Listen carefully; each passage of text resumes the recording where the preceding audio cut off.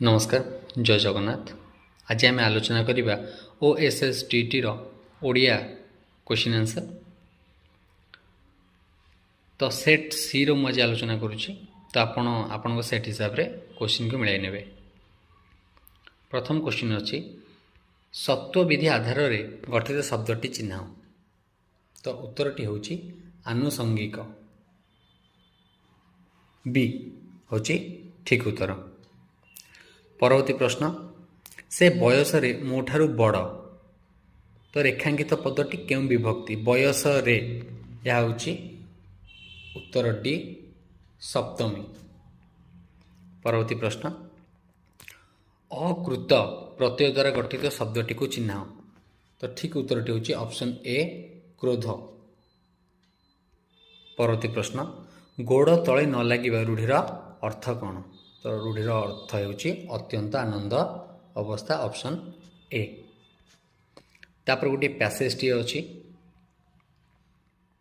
तो पैसेज प्रथम प्रश्न थिला प्रत्याख्यात एकलव्य, एठारे प्रत्याख्यातर अर्थ कौन। तो प्रत्याख्यातर अर्थ होची दूरीकृत, ऑप्शन सी होची ठीक उत्तर। परवर्ती प्रश्न जड़े विद्यार्थी कहा बल परंपरागत समस्त नियंत्रण को लंघि जाई पारे। तो यार उत्तर होची बी निजर श्रद्धा और विश्वास। परवर्ती प्रश्न एकलव्यर दुस्साहस पई शास्त्री को कौन बोली विचार करा जायछि। शास्त्री को एठारे विचार करा जायछि साहित्यिक न्याय, उत्तर होची ऑप्शन डी। परवर्ती प्रश्न गुरु द्रोण से दिन एकलव्य को कहीं खुशी रे कुंडाई धरिले नहीं। तो उत्तर होची सी असल गुरु हृदय नथिबारु। परवर्ती प्रश्न 9 नंबर व्यासदेवंकर कौन चिन्हवा लगी साहस नथिला। तो उत्तर हम बी मानविक श्रेयर विपुलता। परवर्ती प्रश्न मधु तार मामू घर को जाइछि, रेखांकित अंशटी केउं पद।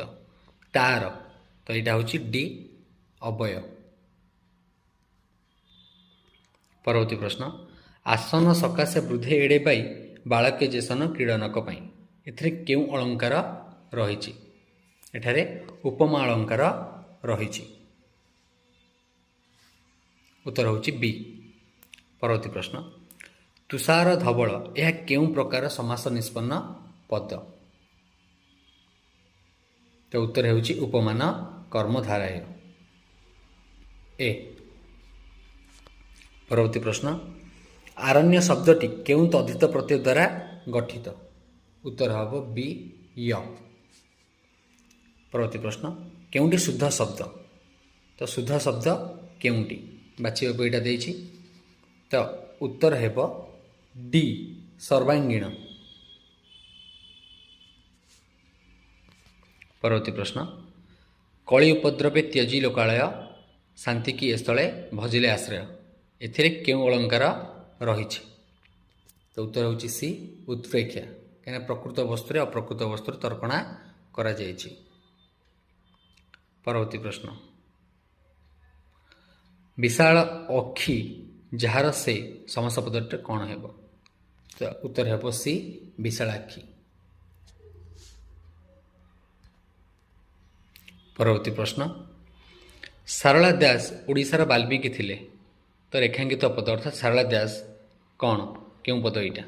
तो उत्तर हेब बी विशेष्य। परवर्ती प्रश्न रामचंद्र रावण को मारी सीता को उद्धार कले, यह क्यों प्रकार वाक्य। यह हूँ एक सरल वाक्य ए। परवर्ती प्रश्न क्योंटी शुद्ध वाक्य ताको चिन्ह। तो ये शुद्ध वाक्य हूँ बी गोलक बिहारी दल जड़े भाष्य तत्वविद। 20 नंबर तथा शेष प्रश्न कंपलसरी ओडियार जति पढ़ा रूढ़ीटर अर्थ कौन। जति पढ़ा रूढ़ीर अर्थ होची मेल खाइबा, बी होची ठीक उत्तर।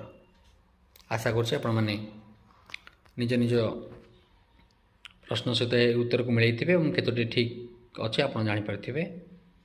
तो मैं बहुत शीघ्र संपूर्ण वीडियो आने को चेष्टा करुँची।